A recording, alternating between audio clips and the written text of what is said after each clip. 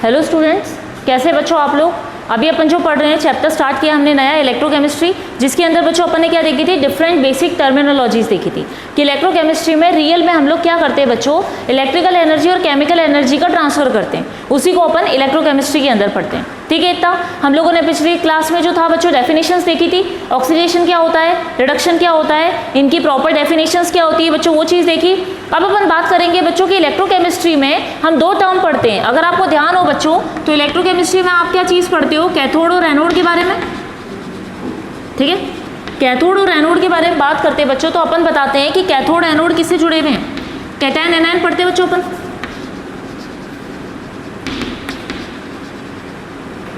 एक तो आप क्या पढ़ते हो, कैटायन एनायन, ठीक है, जुड़े हुए नहीं है, अपन इसको समझेंगे बच्चों दोनों चीज़ों को।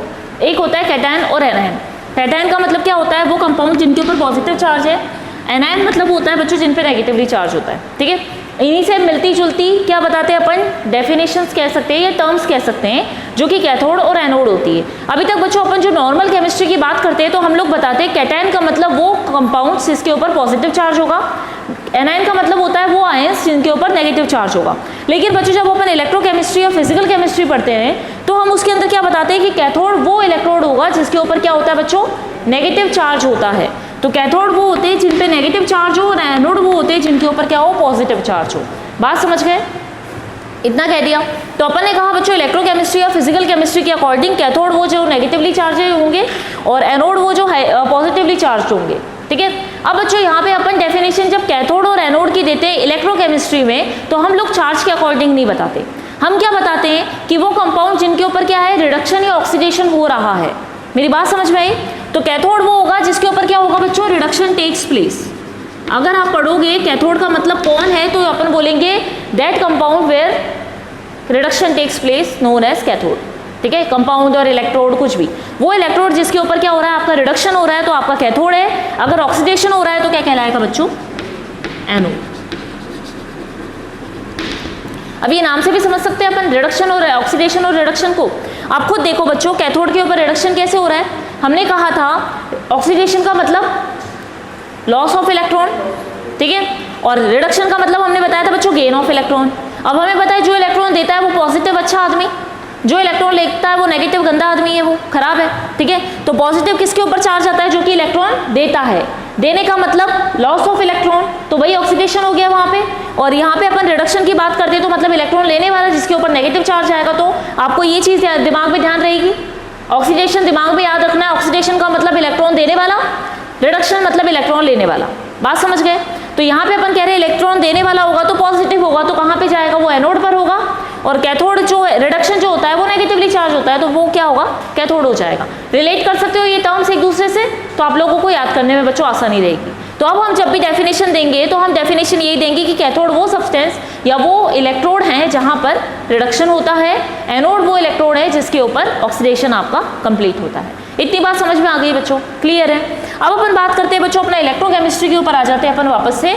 इसको यहाँ लिख देती हूँ मैं।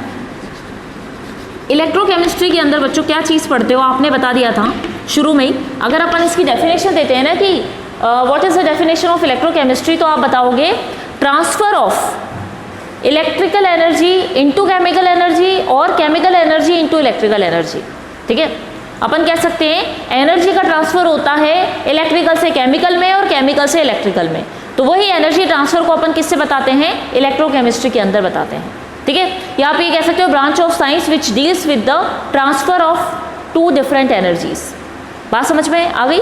इलेक्ट्रोकेमिस्ट्री अपन कहेंगे वो केमिस्ट्री की ब्रांच है जहाँ पर आप क्या करते हो, दो डिफरेंट एनर्जी के ट्रांसफर के बारे में पढ़ते हो। कौन कौन सी एनर्जी, इलेक्ट्रिकल मतलब इलेक्ट्रॉन से रिलेटेड, केमिकल मतलब आपकी केमिकल कंपाउंड से रिलेटेड। बात समझ गए। इलेक्ट्रिकल एंड केमिकल एनर्जी के ट्रांसफर को ही हम इलेक्ट्रोकेमिस्ट्री के अंदर पढ़ते हैं बच्चों। अब इस इलेक्ट्रोकेमिस्ट्री के अंदर हम बात करते हैं तो इसके 3 पार्ट आप पढ़ोगे, जिसमें पहला पार्ट आप पढ़ते हो बच्चों इलेक्ट्रोलाइटिक सेल, दूसरा पढ़ते हो बच्चों गैल्वेनिक सेल, और तीसरा पढ़ते हैं बच्चों अपन conduction of solution.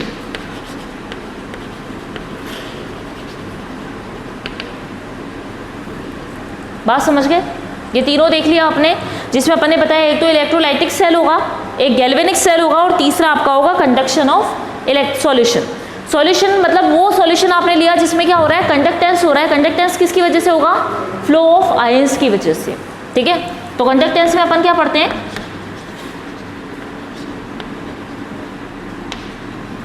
Flow of ions, ठीक है। अब बच्चों यहाँ पे अपन बात कर लेते हैं इलेक्ट्रोलाइटिक सेल और गैल्वेनिक सेल में क्या होता है। यहाँ पे देखिए इलेक्ट्रोलाइटिक सेल वो है जहाँ पर क्या हो रहा है, इलेक्ट्रिकल एनर्जी केमिकल एनर्जी में कन्वर्ट हो रही है, उसको आप कहोगे बच्चों इलेक्ट्रोलाइटिक सेल। इसी का उल्टा गैल्वेनिक सेल होगा, जब आपकी केमिकल एनर्जी कन्वर्ट होती है इलेक्ट्रिकल एनर्जी में, CE से EE। CE का मतलब क्या हो गया, केमिकल एनर्जी, EE का मतलब इलेक्ट्रिकल एनर्जी। तो बच्चों यहाँ पे अपन ने क्या बोला, इलेक्ट्रोलाइटिक सेल वो जहाँ पर इलेक्ट्रिकल एनर्जी कन्वर्ट हो जाती है हमारी किसमें, केमिकल एनर्जी में, तो वो इलेक्ट्रोलाइटिक सेल कहलाता है। गैल्वेनिक सेल की बात कर लेते हैं, जब केमिकल एनर्जी इलेक्ट्रिकल एनर्जी में कन्वर्ट हो रही है तो आप उसको बच्चों गैल्वेनिक सेल में पढ़ोगे। और थर्ड वाला आपका है कंडक्शन ऑफ सॉल्यूशन, मतलब कंडक्टेंस देखोगे कि कितनी कंडक्टेंस आती है किसी सॉल्यूशन की, तो वो अपन इसमें पढ़ेंगे थर्ड वाले पार्ट में। ये 3 पार्ट अपन पढ़ेंगे अपने इलेक्ट्रोकेमिस्ट्री के अंदर बच्चों, जिसके अंदर अपन क्या पढ़ते हैं, आयंस का फ्लो पढ़ते हैं कि आयन की वजह से कंडक्टिविटी बढ़ती है कि कम होती है। इतना क्लियर है बच्चों दिमाग में, ये चीज़ समझ में आ गई। अब अपन चलते हैं आगे, ठीक है। अब अपन पढ़ेंगे बच्चों इनको सबको अलग अलग तरीके से देख लेंगे क्या क्या होता है, क्लियर है इतना, ठीक है। इसको रब कर दूँ, ठीक है। अब बच्चों अपन बात कर रहे हैं यहाँ पे फर्स्ट वाले की। अपन ने कहा इलेक्ट्रोकेमिस्ट्री को अपन 3 पार्ट में डिवाइड कर सकते हैं, ठीक है। फर्स्ट वाला अपन ने कहा था electrolytic cell, second galvanic cell और थर्ड वाला अपना क्या था बच्चों, कंडक्शन ऑफ सॉल्यूशन, सॉल्यूशन में कंडक्टेंस को चेक करना। अब फर्स्ट वाले पे आते हैं बच्चों अपन इलेक्ट्रोलाइटिक सेल, जिसके अंदर हम लोगों ने क्या कहा था, process in which electrical energy converted into chemical energy. Electrical energy किस में चेंज हो जाएगी, केमिकल एनर्जी में चेंज हो जाएगी। कैसे चेंज होती है बच्चों, तो यहाँ पे देख लेते हैं। अपन क्या करेंगे, इलेक्ट्रिकल एनर्जी देंगे तो आपको क्या मिलेगी, केमिकल एनर्जी मिलेगी। बात समझ में आई बच्चों। ऐसा प्रोसेस या ऐसी रिएक्शंस, ऐसी रिडॉक्स रिएक्शन जिसमें आप क्या कर रहे हो, एनर्जी दे रहे हो तो आपको एनर्जी मिल रही है। बात समझ में आई। इनपुट मतलब आपने दिया एनर्जी तब जाके आपको आउटपुट मिला, ठीक है। इसका मतलब ये रिएक्शन क्या कहलाएगी बच्चों, नॉन स्पॉन्टेनियस रिडॉक्स रिएक्शन कहलाएंगी। बात समझ में आई। स्पॉन्टेनियस वो जो रिएक्शन खुद से हो जाती है, खुद से होने का मतलब कि आपको सिस्टम में कोई भी एनर्जी की रिक्वायरमेंट नहीं होगी। बात समझ में आ गई। लेकिन अपन बच्चों यहाँ पे बात कर रहे हैं कि आपको एनर्जी देनी पड़ रही है, लिखा हुआ है जब आप इलेक्ट्रिकल एनर्जी किसी सिस्टम को दोगे तभी तो आपको केमिकल एनर्जी मिलेगी। मेरी बात समझ में आई। तो बच्चों यहाँ पे अपन इन प्रोसेसेस को क्या कहेंगे, नॉन स्पॉन्टेनियस रिएक्शंस। कौन सी reaction, redox reaction. Oxidation reduction ही होता है अपना, 2 रिएक्शंस होती हैं, उन्हीं 2 रिएक्शन में अपन कहेंगे कि ये वाला प्रोसेस क्या हो जाएगा, नॉन स्पॉन्टेनियस होगा, ठीक है। जो क्या होगा, खुद से नहीं होगा, उसको क्या करना पड़ेगा, हमें इनिशिएट करना पड़ेगा। इट मीन्स हमको वहाँ पे एनर्जी देनी पड़ेगी। क्लियर है बच्चों इतना। अब अपन आते हैं थर्ड वाले पॉइंट पे। ये तो 2 पॉइंट अपने क्लियर है, ठीक है। कन्वर्जन होता है एनर्जी का। अब यहाँ पे एनर्जी आपको देनी पड़ रही है, इसलिए यहाँ पे ये रिएक्शन क्या कहलाएंगी, नॉन स्पॉन्टेनियस कहलाएंगी। अब थर्ड पॉइंट की बच्चों अपन बात करते हैं तो हम क्या कहते हैं, del G is equal to Gibbs free energy change. आपको पता है डेल जी का वैल्यू आता है, ये अपन थर्मोडायनेमिक्स में पढ़ेंगे। आप लोग पढ़ के आए हो बच्चों लोअर क्लासेस में थोड़ा बहुत, अभी भी अपन इसको बता देते हैं, समझ लेते हैं। डेल जी क्या होता है बच्चों, गिब्स फ्री एनर्जी होती है जिसका वैल्यू आता है पॉजिटिव। अब वैल्यू पॉजिटिव कैसे आया है वो बच्चों समझना। Del G is equal to क्या होता है, इसका रिलेशन अगर हम निकालते हैं थर्मोडायनेमिक्स के अकॉर्डिंग, ये आता है del H minus T del S, जहाँ पे एस आपको पता है एस क्या होता है, रैंडमनेस, ठीक है। एच यहाँ पे क्या हो गया, टोटल एनर्जी, और जी यहाँ पे क्या हो गई बच्चों, गिब्स की फ्री एनर्जी। अब इसको समझने के लिए अपन एक एग्जांपल लेते हैं बच्चों। जैसे कोई सिस्टम है, सिस्टम के पास टोटल एनर्जी कितनी है, डेल एच, ठीक है। उस डेल एच में से उसने क्या करा, रैंडम वाली एनर्जी जो फ्री वाली एनर्जी थी उसको तो हटा दिया। फ्री मतलब क्या हुआ, सिस्टम की फ्रीडम की एनर्जी। फ्रीडम मतलब जहाँ पार्टिकल मूव करते हैं, जो अपन बताते हैं रैंडमनेस, उसकी एनर्जी को अगर अपन माइनस कर दें टोटल एनर्जी में से तो क्या बचेगा बच्चों, डेल जी का वैल्यू आएगा। डेल जी वैल्यू क्या है, वो एनर्जी जो कि सिस्टम में किसी काम करने के लिए काम आ जाएगी। कोई सिस्टम जब वर्क करने लगेगा तब उसमें वो एनर्जी काम आएगी। इसको समझने के लिए आप देखिए बच्चों, अपन एक एग्जांपल ले लेते हैं। एग्जांपल ये लेते हैं, जैसे मान लीजिए आपके पास कुछ अमाउंट पड़ा है। अमाउंट मतलब पैसा, ठीक है। किसी भी इंसान के पास, या अपन अपने मेरी बात कर लेती हूँ मैं कि मेरे पास जो है वो बहुत सारा पैसा पड़ा हुआ है। बहुत सारा पैसा मतलब 10 करोड़ रखा हुआ है, ठीक है। अब 10 करोड़ पड़ा हुआ है, अब आपको पता है इतना तो काम में आने वाला नहीं है, ठीक है। अब 10 करोड़ ज़्यादा पड़ा है, 10 क्या हम ज़्यादा ले लेते हैं, 100 करोड़ ले लीजिए, मान ले रहे हैं हम, इतना होता नहीं है पर मान लिया 100 करोड़ रुपए अगर मेरे पास हैं बच्चों, तो क्या करूँगी, इतना तो काम आएगा नहीं खुद अकेले के लिए। क्या सोचेंगे कि भाई जितनी एज है, जितना काम आएगा तो क्यों ना 30, 40, 50 अपने पास रख लिया जाए और बाकी बचा हुआ दान कर दिया जाए। इतना पैसा लेके क्या करेंगे? लॉटरी लगी और इतना पैसा निकला तो आप सोचोगे इतना तो काम ही नहीं आएगा, एक अकेले इंसान के लिए क्या ज़रूरत है। हम मान लेते हैं कि भाई ठीक है मुझे अकेले के लिए चाहिए और बाकी को ज़रूरत ही नहीं है, तो हम क्या सोचेंगे कि भैया 30, 40, 50 तक तो क्या किया जाए, सेव कर लिया जाए, बाकी जो रिमेनिंग है वो रिमेनिंग वाले को क्या करो बच्चों, दान दे दो। ठीक है, अब मैंने सोचा कि भैया 100 करोड़ मिल गए, लॉटरी लग गई, तो सोचा कुछ अमाउंट दान कर दिया जाए। ऐसा तो दिमाग नहीं लगाऊंगी ना कि सारा का सारा दान कर दूं, क्योंकि अपने फ्यूचर के लिए भी तो जोड़ना पड़ेगा, कुछ ना कुछ सोचना पड़ेगा, भैया खुद के फ्यूचर के लिए बचा लिया जाए। तो जब दान करने की बात आएगी बच्चों तो हम पूरा दान नहीं करेंगे, हम क्या सोचेंगे, मैं क्या सोचूंगी कि भैया कुछ मेरे फ्यूचर के लिए सेव कर लूँ, बाकी का दान कर दूँ। तो जो मैं सेव करूँगी वो क्या करूँगी, अपने फ्यूचर के लिए निकालूंगी, उसके बाद जो बचेगा वो जो सिस्टम में बचेगा, मेरे सिस्टम में मतलब बैंक में 50 करोड़ बचेगा, फिर मैं बोलूँगी भैया इसमें से दान दे दो या इंपॉर्टेंट काम करने वो काम करवा लो। बात समझे? पर एक तो पैसा सेव करके रख लूँगी ना कि भैया ये वाला जो है ये तो मेरे लिए है, ये तो मेरी जितनी भी सारी नीड वगैरह होगी फ्यूचर के लिए होगा वो मैंने सेव करके रख लिया। बात समझ में आई इतनी? तो यहाँ पे बच्चों यही चीज़ है, टोटल एनर्जी मतलब टोटल कैश डेलेज सिस्टम की, उसमें से ये टी डेलेज मतलब जो रैंडमनेस की थी, जो अपन कह रहे हैं ना फ्रीडम के लिए, जो फ्यूचर के लिए निकाल ली गई वो फ्यूचर के लिए निकाल ली गई, मतलब रैंडम एनर्जी जो थी मॉलिक्यूल की वो तो हटा ली गई।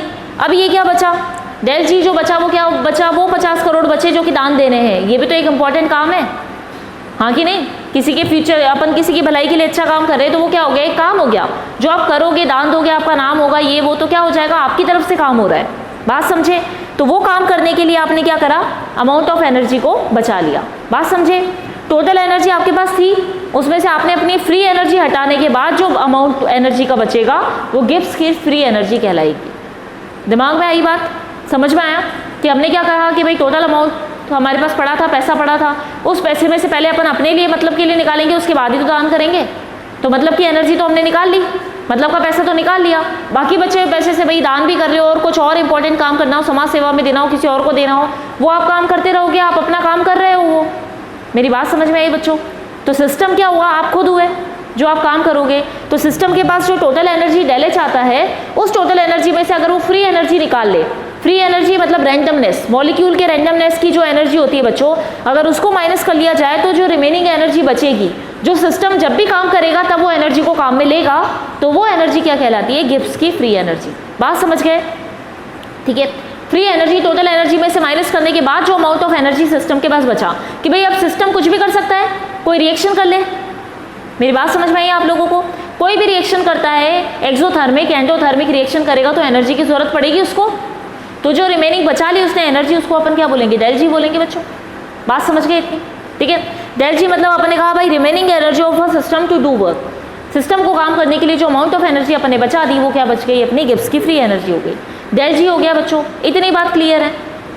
मेरे पॉइंट समझ में आ गए सभी को? अब गिब्स की फ्री एनर्जी जो है बच्चों, यहाँ पे हमने क्या कहा, डेल जी का वैल्यू पॉजिटिव आता है। अब पॉजिटिव कैसे आता है वो देखो, हमने शुरुआत में क्या कहा था कि हमारा प्रोसेस क्या है, नॉन स्पॉन्टेनियस है, मतलब कंटिन्यू खुद से नहीं होगा, हमको करना पड़ेगा। बात समझे? जैसे हम रिएक्शन की बात करते थे कि कैटलिस्ट क्या होता है, रिएक्शन को कभी भी इनिशिएट नहीं करता, वो स्पीड बढ़ाता है। इनिशिएट मतलब रिएक्शन खुद से हो जाती है। बात समझे? जो खुद से होने वाली चीज़ होती है उसको क्या बोलते हो आप, स्पॉन्टेनियस, कि आपको कुछ नहीं करना, अपने आप रिएक्शन कंप्लीट हो जाएगा। बात समझे? जैसे अपन ने क्या करा, NaCl HCl और NaOH को मिला दिया, सॉल्ट और वाटर अलग हो जाएगा, खुद से ही होगा, आपको एनर्जी नहीं देनी, अपने आप ही होता रहेगा। ऐसा तो नहीं आपको बर्तन गर्म करना पड़ेगा या टेस्ट ट्यूब गर्म करनी पड़ी, नहीं करनी पड़ी, अपने आप ही रिएक्शन हो गया।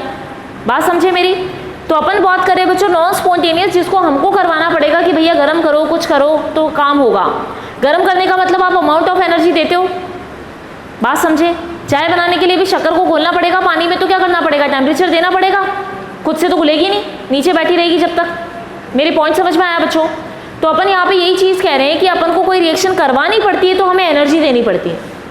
जो रिएक्शन खुद से नहीं होती उसको अगर हमें करवाना पड़ रहा है तो वो नॉन स्पॉन्टेनियस कहलाएगी।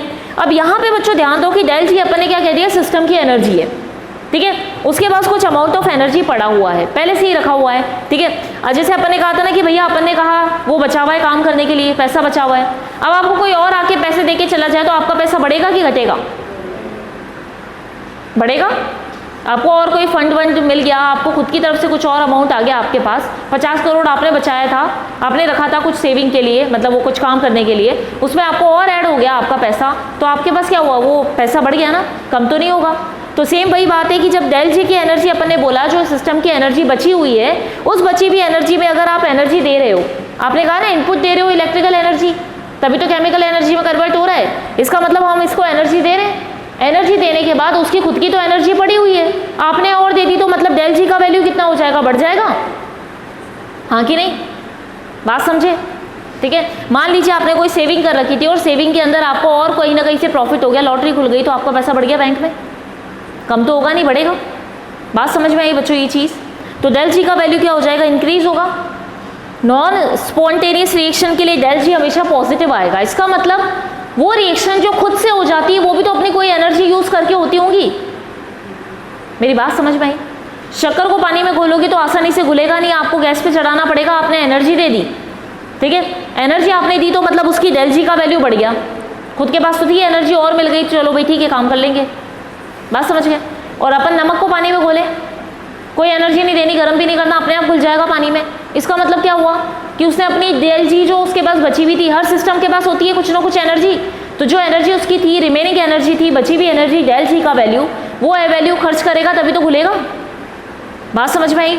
NaCl प्लस H2O होगा, मिक्स होगा आपस में, मिक्स होने के बाद ही तो आपको क्या होगा, डेल जी का वैल्यू कम हो जाएगा, नमक के पास जो एनर्जी थी वो एनर्जी उसने घुलने में खर्च कर दी, बात समझे बच्चों, पॉइंट समझ में आया।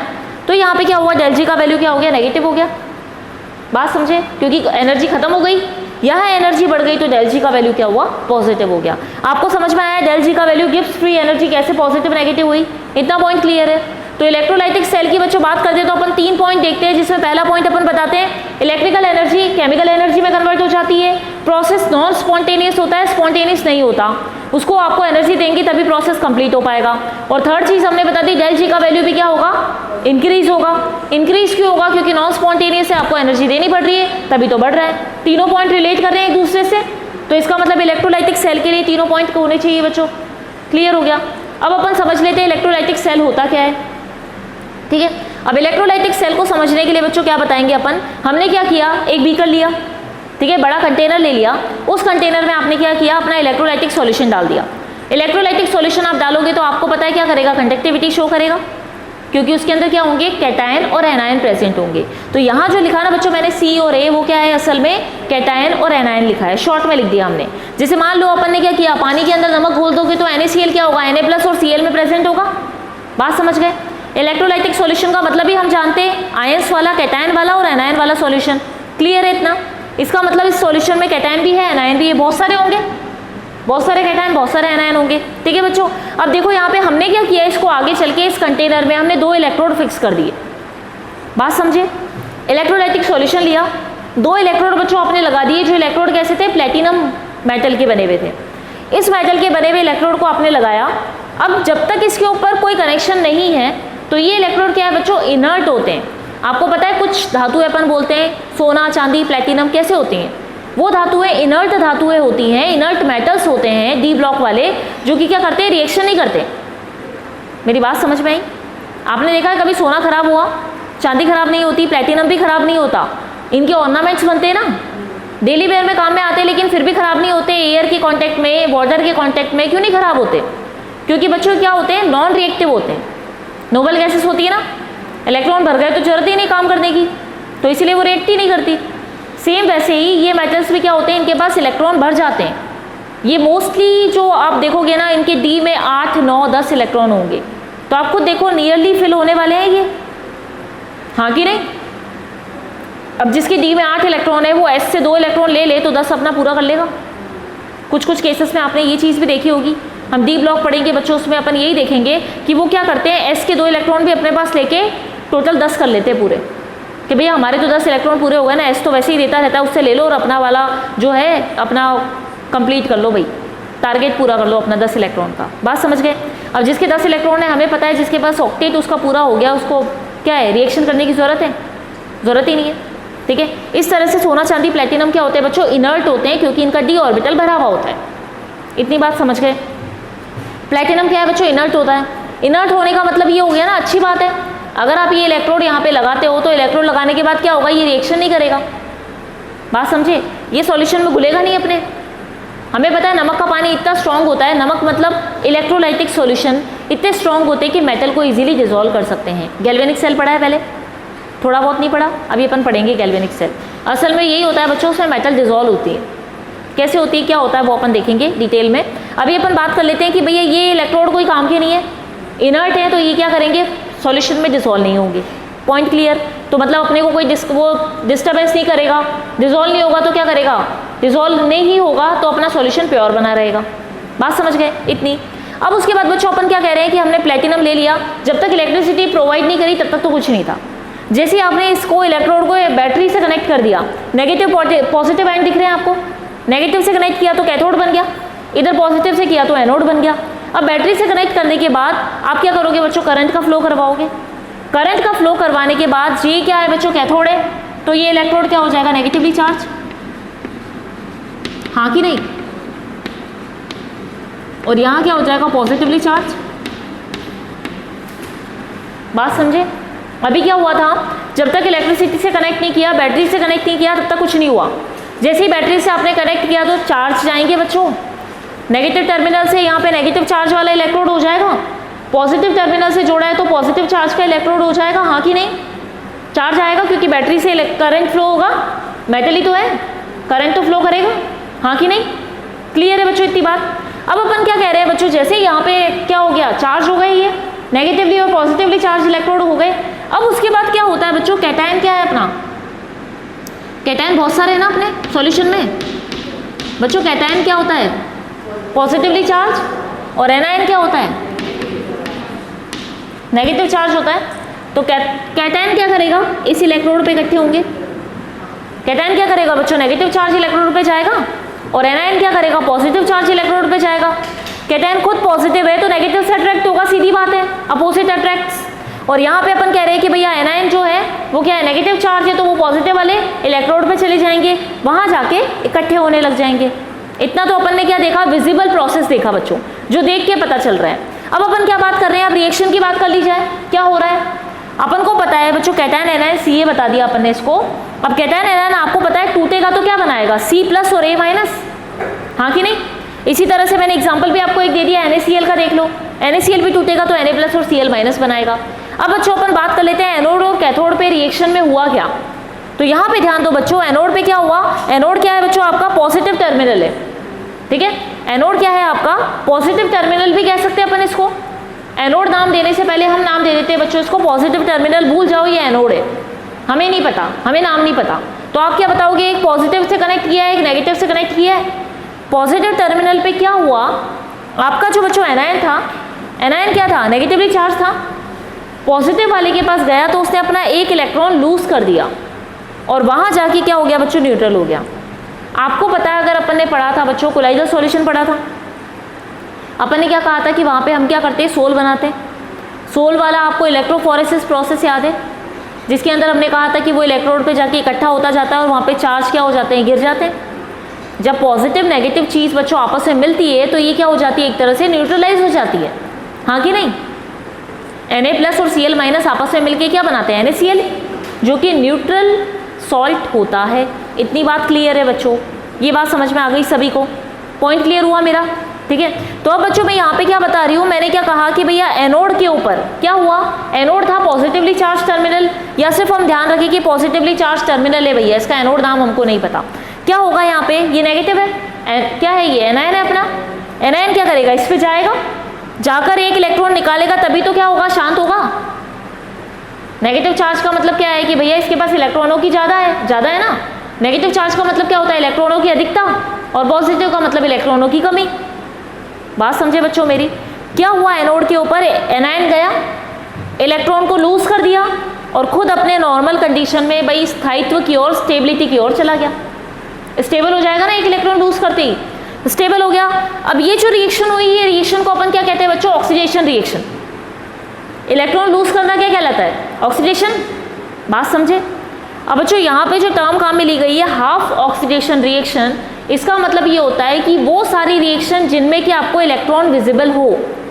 बात समझे, यहाँ पे जो रिएक्शन दिख रही है, अपन जनरली जो भी रिएक्शन लिखते हैं उनमें कभी भी इलेक्ट्रॉन नहीं लिखते, आपने देखा है? इलेक्ट्रॉन अपन कभी भी लिखते नहीं है, कभी भी शो नहीं करते। तो वो सारी रिएक्शन जिनमें इलेक्ट्रॉन शो नहीं किया जाता या इलेक्ट्रॉन क्या करता है, पार्टिसिपेट नहीं करता, वो रिएक्शंस अपन सारी क्या कहते हैं बच्चों, फुल रिएक्शंस होती हैं। फुल मतलब कंप्लीट रिएक्शन कह सकते हो। और हाफ रिएक्शन उसी रिएक्शंस के लिए लिखा जाएगा जहां पर इलेक्ट्रॉन आपका विजिबल होगा, इलेक्ट्रॉन आपका पार्टिसिपेट करेगा। तो इसीलिए यहाँ पे जो टर्म काम में आई बच्चों, वो क्या काम में आई, हाफ ऑक्सीडेशन रिएक्शन। मेरी बात समझ में आ गई? ऑक्सीडेशन हुआ वो तो समझ में आया आपको, इलेक्ट्रॉन लूज हुआ तो ऑक्सीडेशन, इलेक्ट्रॉन गेन होगा तो रिडक्शन होगा। अब अपन को पता है भाई पॉजिटिव टर्मिनल पे अपना एनायन गया और इलेक्ट्रॉन देकर फ्री हो गया। भाई अब मैं नेगेटिव में बुरा आदमी नहीं रहा, मैंने इलेक्ट्रॉन लिया था, मैंने दे दिया, मैं फ्री हो गया भाई, समझ गए? न्यूट्रल हो गया, शांत हो गया वो, ठीक है। ये यहाँ पे इसका ऑक्सीडेशन हुआ क्योंकि इलेक्ट्रॉन का लॉस हुआ, इलेक्ट्रॉन चला गया है किसके पास से, तो अपन ने इसको बच्चों ऑक्सीडेशन कहा। हाफ टर्म हमने काम में क्यों ली, क्योंकि इलेक्ट्रॉन दिख रहा है इसमें, जिस भी रिएक्शन में इलेक्ट्रॉन विजिबल होगा या पार्टिसिपेट करेगा वो सारी रिएक्शन हाफ रिएक्शन कहलाएंगी। तो ये रिएक्शन अपनी क्या हो गई, हाफ ऑक्सीडेशन रिएक्शन, ठीक है। अब चलते हैं बच्चों एनोड पे क्या हुआ होगा, एनोड पे देख लेते हैं। एनोड के ऊपर अपन बात, सॉरी कैथोड पे बात कर लेते हैं। एनोड तो हो गया अपना, कैथोड या फिर हम कह देते हैं नेगेटिव टर्मिनल पे क्या हुआ होगा।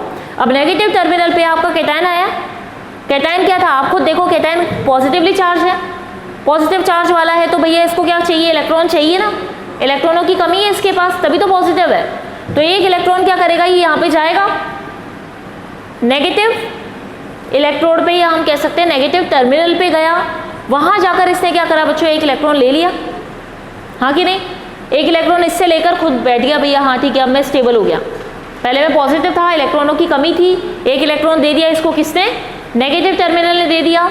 देने के बाद ये क्या हो गया बच्चों, कैथोड जो था वो, सॉरी कैटायन जो था वो क्या हो गया, चार्ज से फ्री हो गया। बात समझ गए, ठीक है। तो ये अपना रिएक्शन क्या कहलाया बच्चों, रिडक्शन। रिडक्शन का मतलब गेन ऑफ इलेक्ट्रॉन, इलेक्ट्रॉन की कमी थी, इसने एक इलेक्ट्रॉन लिया, इसके पास क्या हुआ, गेन ऑफ इलेक्ट्रॉन हुआ, तो इसका क्या हो गया बच्चों, रिडक्शन हो गया। और ये अपन को पता है इलेक्ट्रॉन दिख रहा है हमको, इसका मतलब ये हाफ रिडक्शन रिएक्शन होगा। बात समझ गए इतना। एनोड पे क्या रिएक्शन हुई, कैथोड पे क्या हुई बच्चों, इतना समझ में आ गया सभी को। अब अपन यहाँ पे क्या बात करेंगे बच्चों, दो रिएक्शंस हैं, ठीक है। अब अगर दोनों रिएक्शन को आप कंबाइन करके लिखो तो आप देख सकते हो इलेक्ट्रॉन से इलेक्ट्रॉन कैंसिल आउट हो जाएगा, सेम है दोनों में।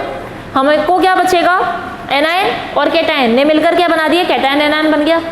वही चीज़ सी है, अगर इलेक्ट्रिक हो जाए, इलेक्ट्रिक इनपुट डाला जाए या इलेक्ट्रिसिटी प्रोवाइड करवाई जाए कैटायन और एनायन के लिए, ये तो क्या हो जाते हैं बच्चों, अलग अलग डिवाइड हो जाते हैं, हाँ कि नहीं। जैसे NaCl है, NaCl में अगर आप इलेक्ट्रिक इनपुट दोगे तो Na+ और Cl- बना देगा, हाँ कि नहीं, ये नेगेटिव और ये पॉजिटिव।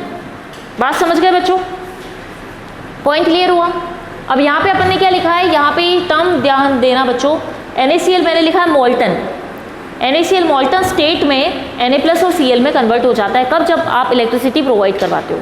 क्या होता है बच्चों, ध्यान देना, एक अपन क्या कर रहे हैं, NaCl लिया, पानी में घुला, तब जाके वो Na+ और Cl- में टूट रहा है। बात समझ गए। तो आप क्या कह सकते हो, NaCl की वो हम प्योर कंडीशन नहीं बता सकते क्योंकि पानी भी उसमें डिसॉल्व है, या हम कह सकते हैं पानी का कंटेंट ज़्यादा है, NaCl की क्वांटिटी कम है, तो वो इलेक्ट्रिसिटी का फ्लो या इलेक्ट्रोलाइटिक सेल नहीं बनाएगा।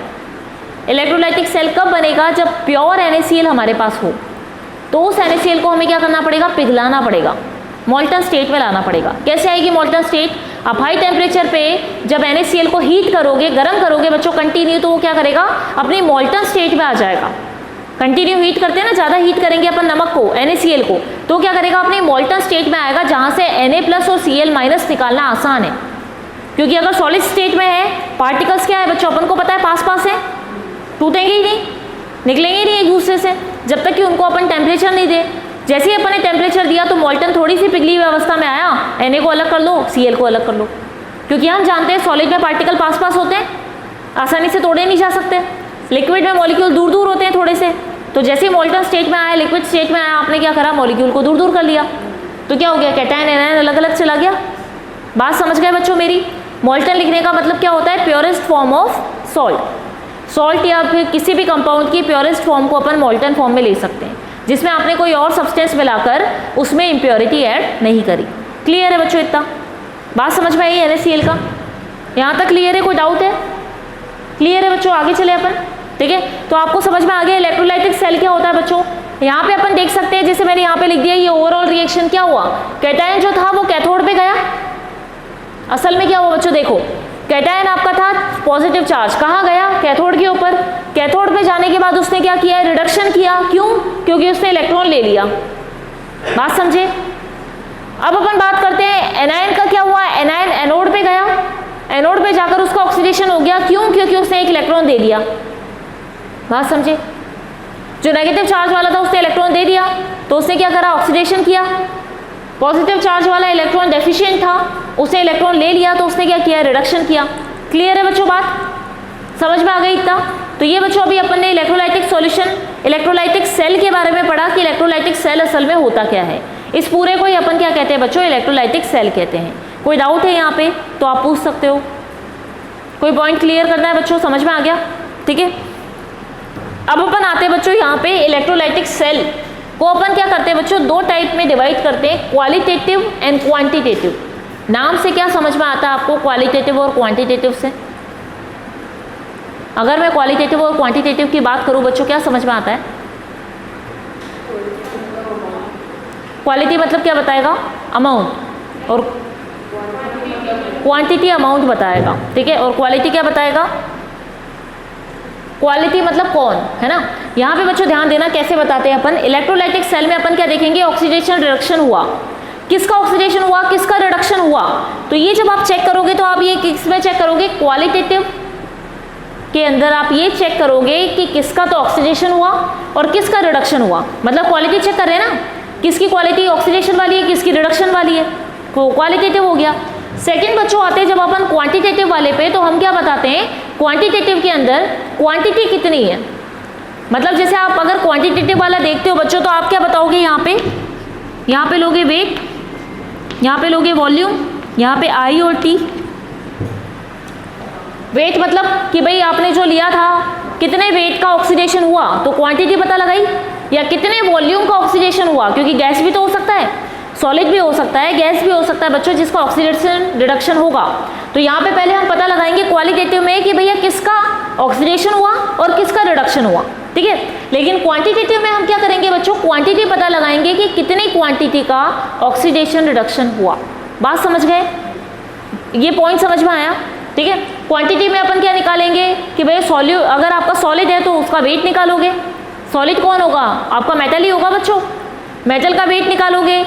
वॉल्यूम निकालोगे किसका, गैस के लिए, अगर गैस प्रेजेंट है, और अपन उसी के अंदर उसका क्या निकालेंगे बच्चों, आई मतलब क्या हो गया, उसका करंट, कितना करंट पास आउट हुआ और कितने टाइम में हुआ, वो सब कैलकुलेशन अपन क्वांटिटेटिव के अंदर करते हैं, क्वांटिटेटिव के टाइप में करेंगे। क्लियर है बच्चों इतना? कोई डाउट है जो पढ़ा अभी तक समझ में आ गया? अब अपन आगे चलेंगे बच्चों डिटेल के अंदर, नेक्स्ट क्लास में पढ़ेंगे कि क्वालिटेटिव और क्वांटिटेटिवली हम इलेक्ट्रोलाइटिक सेल को किस तरह से डिफाइन करते हैं। क्लियर है इतना? ओके थे क्लास, थैंक यू।